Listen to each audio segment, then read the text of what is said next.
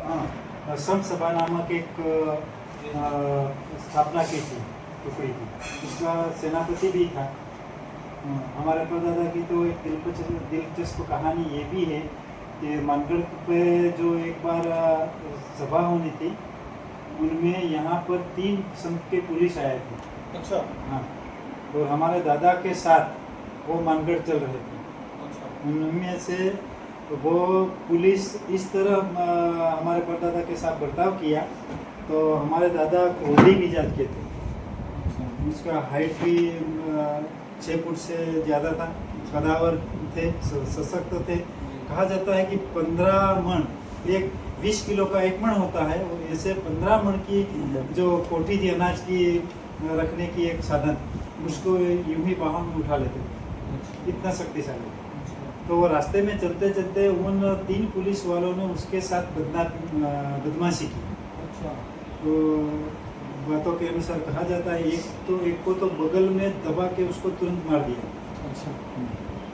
और दूसरे को एक गूगल का पेड़ था, उसके पास बांध के चारा डाला। उस जिस तरह पशु चारा खाता है ना, उस तरह उसको बोला गया कि ये तू खा, तो मजबूरन उसको खाना पड़ा। तीसरे ने विनती की कि हमें माफ़ कर दो, हम आपको कुछ नहीं करेंगे, हमें जाने दो। तो उसको छोड़ दिया।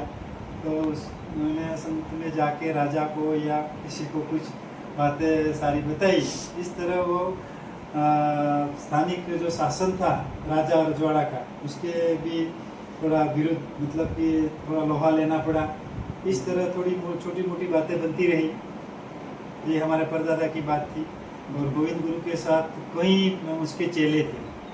तो गांव में घूमते थे, भक्ति करते थे, भजन आदि करते थे, लोगों को सुधारने के प्रयास करते थे। उनमें यहाँ क्या था, आज भी थोड़ा थोड़ा चल रहा है, पर उसी वक्त ज़्यादा था।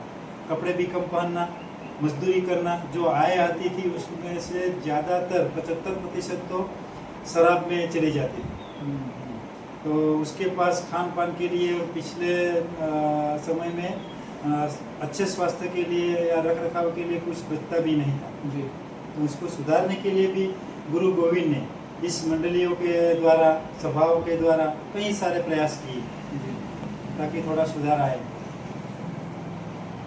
इन्वॉल्व हुए उनको, जैसे ऐसा समाज है तो सब परेशान हैं, लेकिन सब लोग खड़े नहीं हो पाते आवाज़ उठाने के, तो वो कैसे शुरुआत हुई?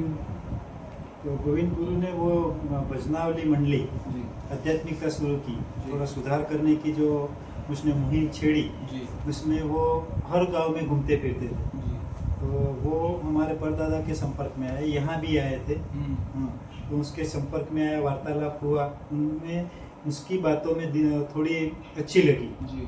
तो हमारे परदादा था, वो भी कहीं मांस खाते थे, शराब पीते थे, ऐसे करते थे।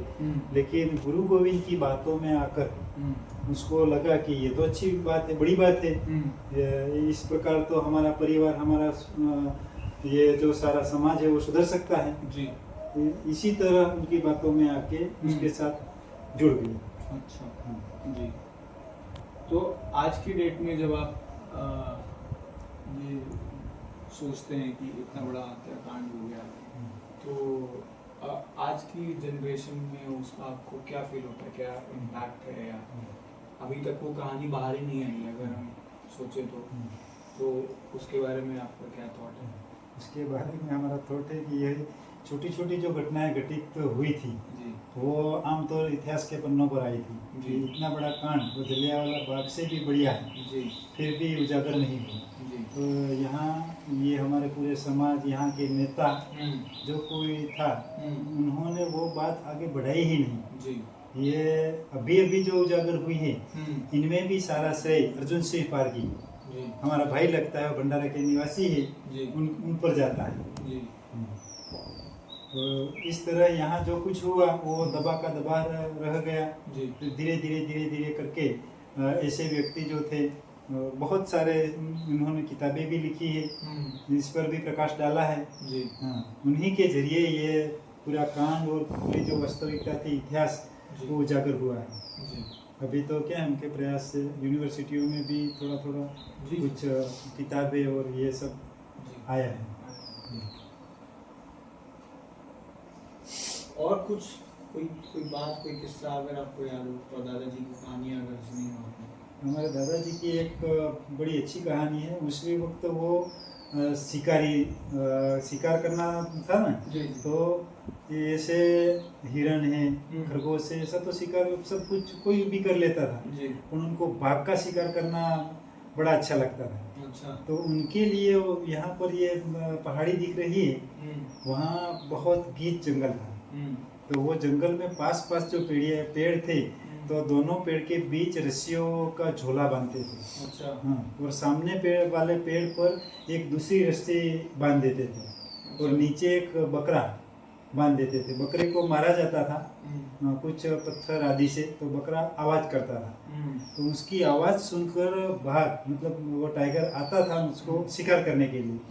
तभी वो बंदूक लेके वो झोले में थे, तो उसको बाघ को गोली लगाकर उसका शिकार कर लेते थे, उसका मांस भी खाते थे। अच्छा। इतना वो तेजी था, सूर्यवान था। गणनायक थे।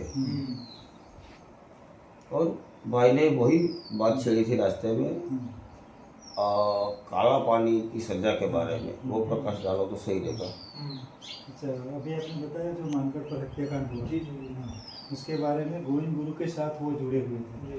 तो मानगढ़ पर जो हत्याकांड हुआ उसमें भी कई बातें छिपी हुई थी। इसी वक्त कहा जाता है कि मानगढ़ पर एक धूणी थी, मतलब हवन कुंड बढ़िया वाला था। जो भक्त आते थे वो श्रीफल आदि इसमें डालकर हवन करते थे।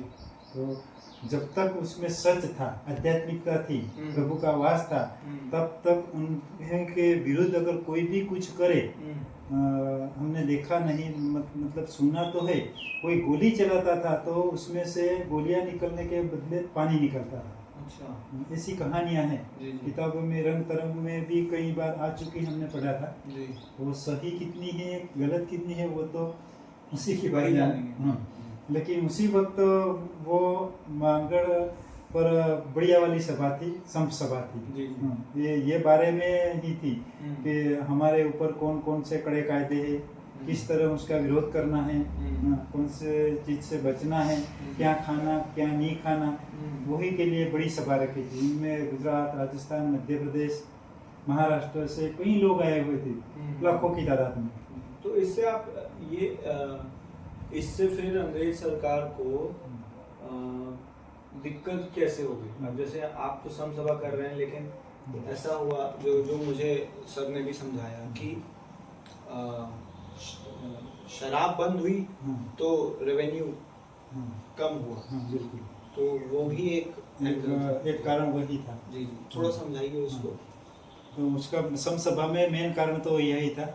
तो आपने बताया इस तरह अगर शराब बंद कर देते हैं तो उसकी आय कम हो जाती है, तो वो एक तो बंद हो गई। और पहले मैंने बताया वेट प्रथा, मुफ्त में काम करना, वो भी काम करना छोड़ देंगे अगर जागरूकता आ जाती है।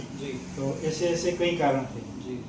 तो इसकी वजह से अंग्रेजों ने सोचा कि अगर ऐसा चलता रहा तो हमारी आय बिल्कुल कम हो जाएगी, इसलिए उसको कुचलना होगा।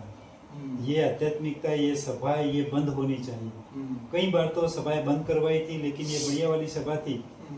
तो उसमें बिना कोई चेतावनी के सामने वाली पहाड़ी से उस पर हमला बोल दिया, गोला बारूद, गोलियां चलाई, इस तरह बड़ा नरसंहार हुआ।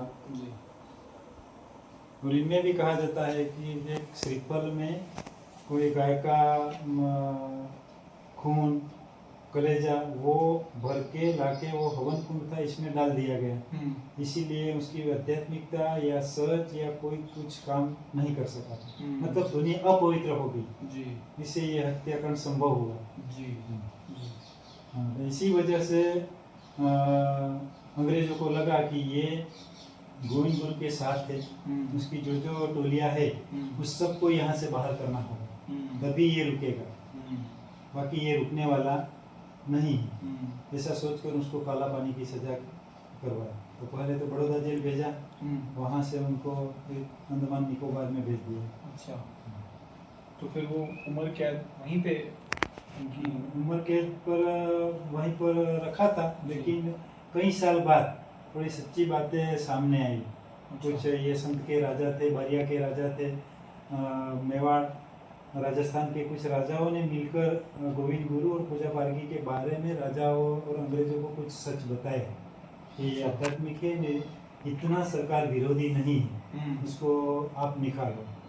तो उन्हीं की बातों सुनकर वो सजा उम्र कैद थी वो घटाकर उनको यहाँ पे लाया।